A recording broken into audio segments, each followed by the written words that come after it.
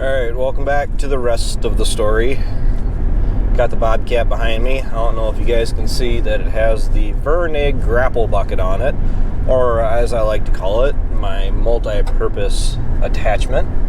It's basically good for everything, between load manure and removing brush and cleaning up concrete, picking up rocks. And I'm going to go up, and we have a couple trees that have fallen out into the field. One was from the waterway. It's a pretty good sized tree.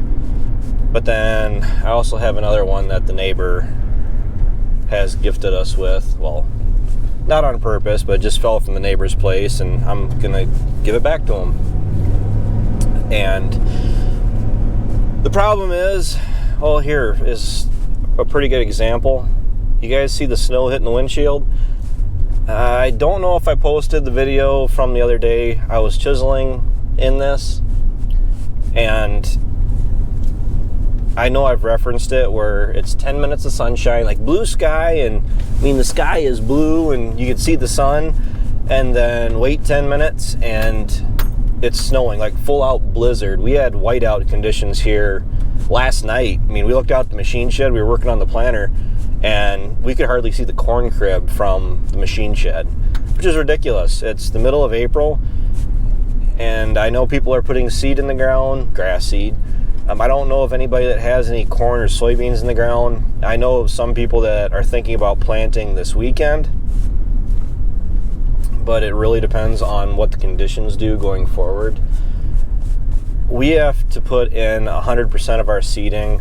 We have, I don't know what to even put it at, 50%,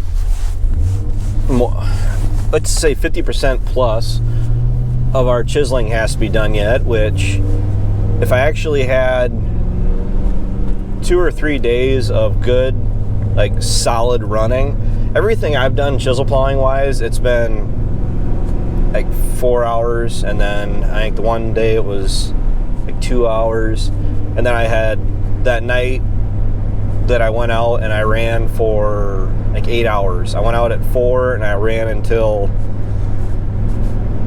no, it was a little bit more than 8 hours then, because it was past midnight.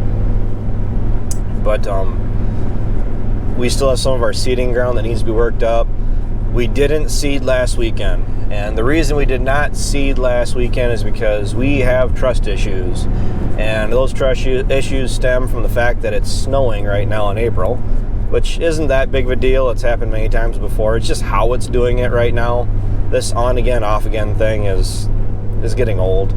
But they were calling for a substantial amount of rain last weekend, Sunday, and we are currently hooked up to the drill. I think it's going to be switched around. It might end up on the 46, just because, well, straight track, but we'll have to see. And it does stem back to the fact that we need another short tractor. Yeah, the 4020 can do some stuff, but something else comparable to the 7600 would really help. Why don't we use the 82 more? We do use the 82 quite a bit.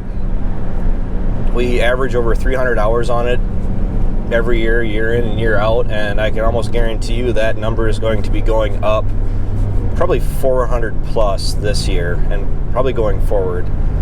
Can't promise that, but yeah, it's meant to be used. But at the same time, the same people that say we should be using it more are saying that it's too big for the implements we're pulling it.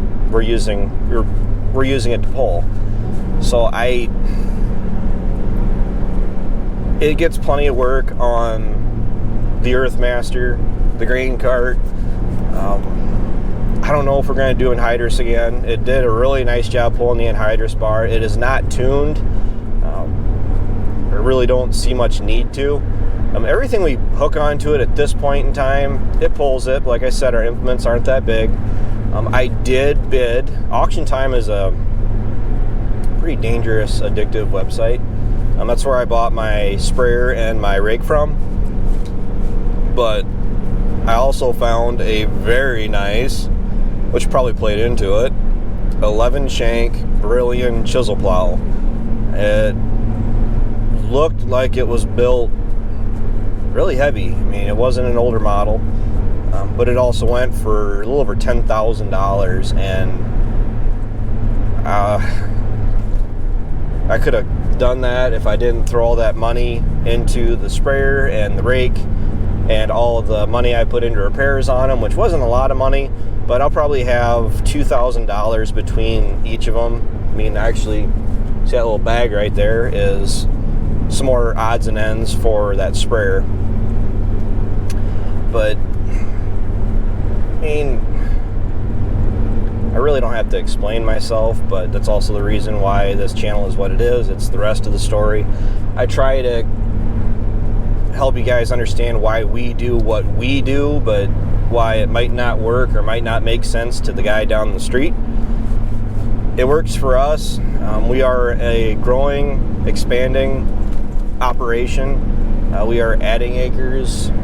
Seems like every year. I mean, we did pick up another row crop farm. That is, Ryan ended up taking that one. I ended up picking up that hay farm. It's approximately 100 acres of hay there. You guys saw that in last night's video.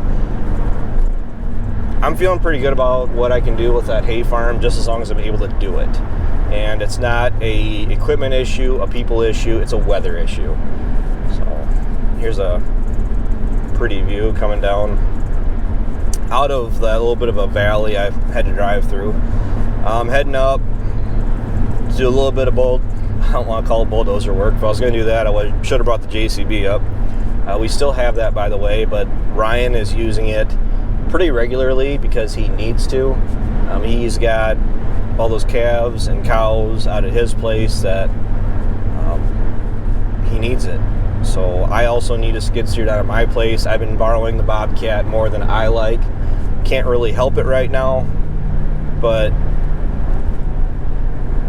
Dad's got a Bobcat, Ryan's got a JCB. If I have my say in it, which, you know, if I'm paying for it, I do, a John Deere skid steer. I think it was at 331. If you guys go back a couple years, 2 years, I believe, it might be one of my, actually I think it's my most popular upload. If you go to my channel homepage and you go to popular uploads, I believe it's number one. It's me using that 318, and I want to say it was a 331, maybe a 332. It was a not a track machine. The 318 was a small frame track machine, which I'll keep my opinions to myself. I liked it. I was really surprised what I could do with that thing for being the size it was. I mean, it was lighter on tracks. A light machine and tracks, I think, is a great combination, and we'll just leave that there. But the tired machine that we had, that Alex or Sloan's, they let us use for a couple hours. I think I only ran it overall. I think maybe I put 2 hours on it, and I liked it. I could stretch my legs out. I didn't feel cramped. The machine had just power stacked on top of power, which I really appreciate. It's nice being able to get in a skid steer, a machine like that, and actually drop the bucket down or the attachment down and drive. That's really nice. And it seems like you guys are attached to my seatbelt. That's all I really got for this video. There's really no good action videos going on. I could attach the camera to the Bobcat, and you guys could see what I'm doing, but it's really not a whole lot different than that hauling bed pack out with the Vernig bucket the other night. It works really great. I mean, it's really aggressive. It's a fun way to pick up manure. It's a good way to do pretty much anything if you need it. So I'll talk to you guys later.